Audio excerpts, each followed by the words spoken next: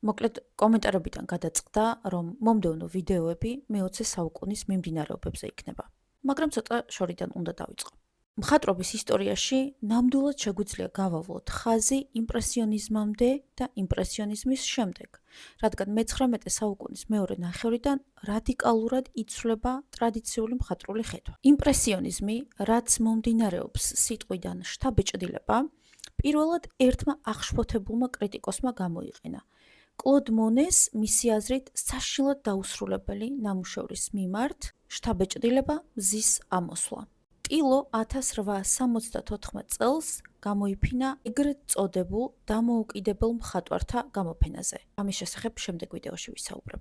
კლოდ მონემ იმ პერიოდის სხვა მხატვრებისგან განსხვავებით, რომლებიც სახელოსნოებში მუშაობდნენ, თავისი ბავშვობის ქალაქის ლე ჰავრის ნავსადგურის ხედი დაიწყო და დაასრულა ღია ცის ქვეშ. ამაში განსაკუთრებული ის იყო, რომ მონე უშუალოდ იხატავდა ატმოსფერულ ცვლილებებს.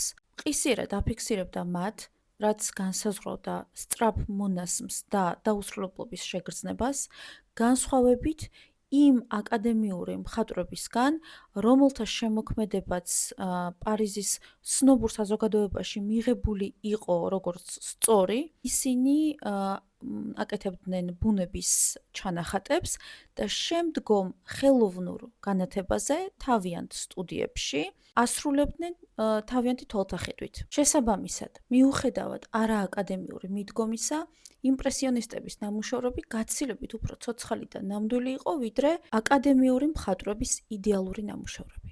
კლოდ მონეს ერთი სტუდენტი მოგვიანებით იხსენებდა მის სიტყვებს. როცა ხატავ, ეცადე დაივიწყო რა საგნებია შენ წინ. ხე, სახლი, მინდორი, ან რაც არ უნდა იყოს.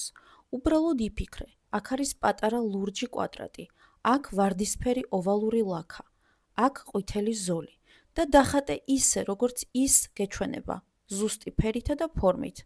მანამდე, სანამ არ მოგცემ სცენის წინაშე შენს უშუალო გულწრფელ შთაბეჭდილებას.